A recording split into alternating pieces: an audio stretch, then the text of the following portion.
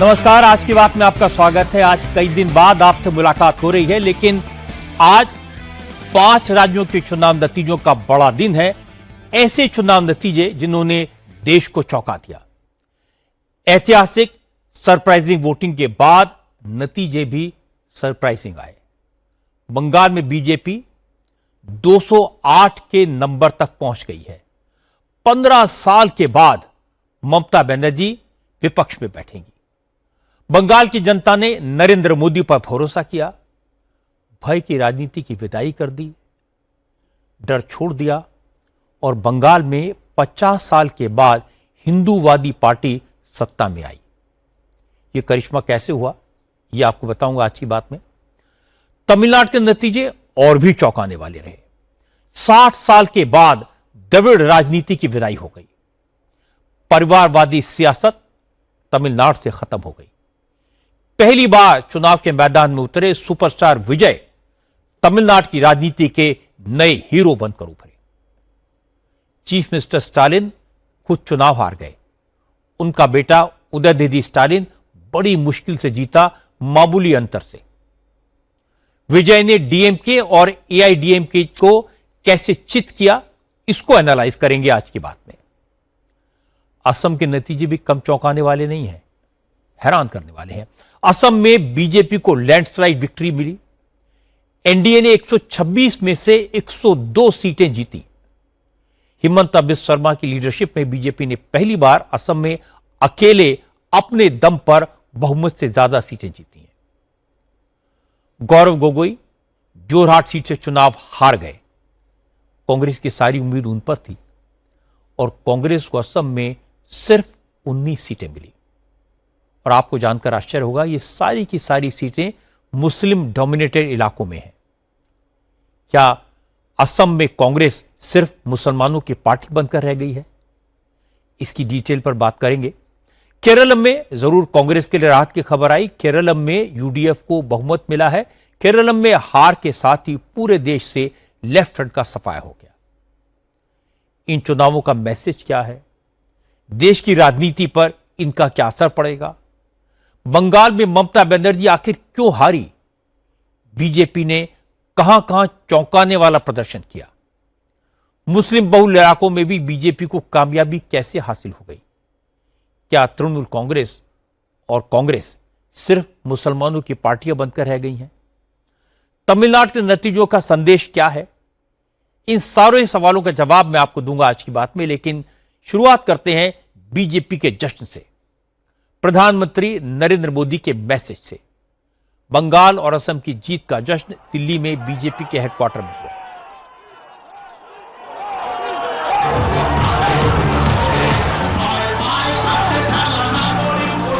प्रधानमंत्री नरेंद्र मोदी बंगला धोती कुर्ता पहनकर विजय मुद्रा में बीजेपी दफ्तर पहुंचे। कार्यकर्ताओं ने फूल बरसाकर नरेंद्र मोदी का स्वागत किया और मोदी ने कहा कि आज के चुनाव नतीजे सिर्फ बीजेपी की जीत नहीं है, ये संविधान की जीत है, संवैधानिक संस्थाओं की विजय है। देश का भरोसा बीजेपी पर दिनों दिन बढ़ता जा रहा है। ये विकास और विश्वास की जीत। बंगाल से ज्यादा चौंकाने वाले नतीजे तमिलनाडु से आए हैं। यहां सबसे बड़ा सरप्राइज दिया तमिल फिल्मों के सुपरस्टार टीवीके के फाउंडर जोसेफ विजय चंद्रशेखर ने। विजय ने 60 साल के बाद तमिलनाडु में द्रविड़ राजनीति का अंत कर दिया। विजय की आंधी में डीएमके और एआईडीएमके दोनों उड़ गए। विजय तमिलनाडु के नए नायक बनकर उभरे। विजय के फैंस उन्हें थलापति कहते हैं। थलापति का मतलब होता है कमांडर या सेनापति, और अब जनता ने विजय को तमिलनाडु का कमांडर बना दिया है। विजय तमिल फिल्मों के बड़े हीरो हैं, सुपरस्टार हैं, लेकिन सिर्फ 2 साल में तमिलनाडु की राजनीति के भी सुपरस्टार बन गए। उन्होंने 2 साल पहले फरवरी 2024 में नई पार्टी का गठन किया था, तमिलगा वित्ती कड़गम यानी टीवीके, और जनता को समझाया था कि द्रविड़ राजनीति बहुत हो गई, भाषा के विवाद से कोई फायदा नहीं होता, परिवारवाद से निकलना जरूरी है, अब परिवर्तन का वक्त है। वो परिवर्तन करने आए हैं। नौजवानों और महिलाओं ने उनकी बात पर यकीन किया और टीवी के तमिलनाडु की सबसे बड़ी पार्टी बनकर उभरी। विजय खुद 2 सीटों पेरंबूर और त्रिची ईस्ट से लड़ रहे थे और दोनों सीटों पर उन्होंने भारी जीत हासिल की है। विजय की टीवीके को 107 सीटें मिली हैं। 234 मेंबर वाली तमिलनाडु विधानसभा में बहुमत के लिए 118 सीटों की जरूरत होती है। विजय बहुमत से सिर्फ 11 सीटें दूर हैं, लेकिन इतने विधायकों का इंतजाम करना कोई मुश्किल काम नहीं होगा। कई पार्टियां उन्हें समर्थन देने के तैयार खड़ी हैं और आश्चर्य की बात तो यह कि पहली बार चुनाव लड़ने वाली टीवीके को करीब 35% वोट मिले हैं। 24% वोट शेयर के साथ डीएमके दूसरे नंबर पर है और उसे सीट मिली है 60। एनडीए में शामिल एआईएडीएमके और बीजेपी को मिला दें तो इन्हें भी डीएमके के बराबर यानी 24% वोट और 47 सीटें मिली हैं। इसमें से 45 सीटें एआईएडीएमके और 2 सीटें बीजेपी ने जीती हैं।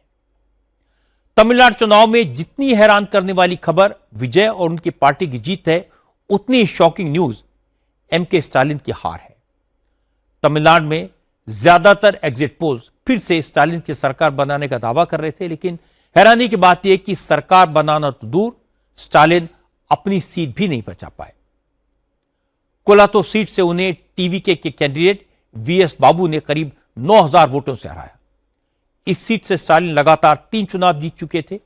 यह डीएमके की सबसे खास सीट मानी जाती है। पिछले चुनाव में यहां स्टालिन को 60% वोट मिले थे, लेकिन इस बार स्टालिन इसी सीट से चुनाव हार गए। डीएमके के खिलाफ तमिलनाडु के लोगों ने कितनी नाराजगी है, कितना गुस्सा है, इसका अंदाजा इस बात से लगाया जा सकता है कि काफी देर तक स्टालिन के बेटे और डिप्टी सीएम उदयनिधि स्टालिन भी चेपॉक की अपनी सीट पर ट्रेल करते रहे। हालांकि आखिर में सिर्फ 7000 वोटों से उन्होंने जीत हासिल की। तमिलनाडु इलेक्शन की तीसरी चौंकाने वाली खबर रही द्रविड़ ड्यूपोली का खत्म होना। 1967 के बाद से तमिलनाडु की राजनीति में द्रविड़ पार्टियों का कब्जा रहा। इन 60 साल में 7 बार एआईएडीएमके की सरकार रही, 6 बार डीएमके की। इस दौरान सीएन अन्नादुराई, के करुणानिधि, एमजी रामचंद्रन और जयललिता जैसे नेताओं ने तमिलनाडु की बागडोर संभाली और सभी का फोकस द्रविड़ आइडेंटिटी पर रहा। अब असम की बात कर लेते हैं। असम के चुनाव ने आज देश को 4 बड़े सरप्राइज दिए। असम का पहला सरप्राइज, एनडीए ने 126 में से 102 सीटें जीत कर दिया। असम में किसी पार्टी या अलायंस को इतना बड़ा जनादेश नहीं मिला।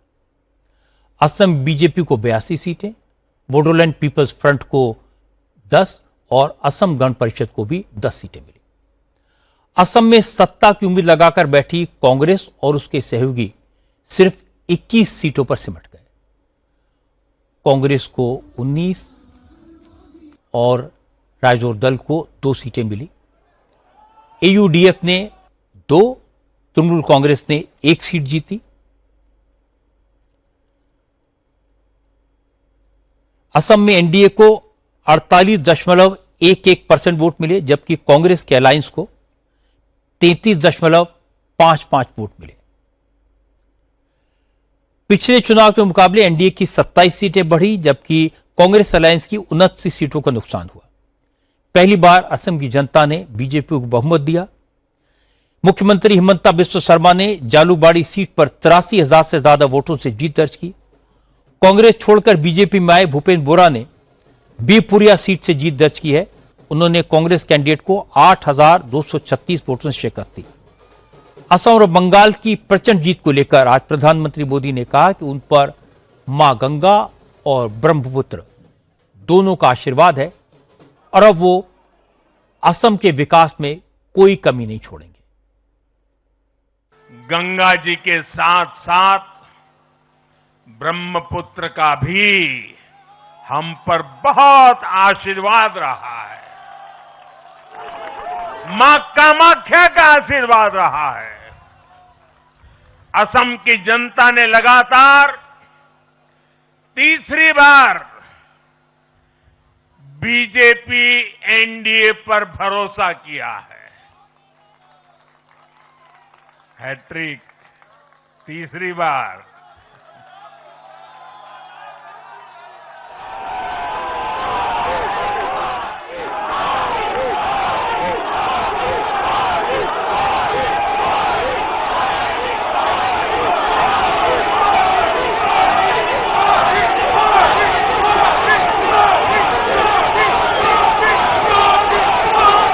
आज लेफ्ट फ्रंट के लिए एक सरप्राइज था, आखिरी किला ठहर गया। केरल की जनता ने 10 साल के बाद लेफ्ट फ्रंट को सत्ता से बाहर कर दिया। 50 साल बाद देश के सभी राज्यों से कम्युनिस्ट आउट ऑफ पावर हो गए। केरल की जनता ने इस बार यूडीएफ को चुना। यूडीएफ को केरल की 140 में से 102 सीटों पर जिताकर जनता ने प्रचंड बहुमत दिया। एलडीएफ को सिर्फ 35 सीटें मिल पाई। केरल का नतीजा बीजेपी के लिए भी एक अच्छी खबर लेकर आया। बीजेपी ने केरल में 3 सीटें जीती हैं। केरल में कांग्रेस को 28.79%, आईयूएमएल को 11.01% वोट मिले। सीपीआई को 6.64 और सीपीआईएम को 21.77% वोट मिले। बीजेपी को 11.42% वोट हासिल।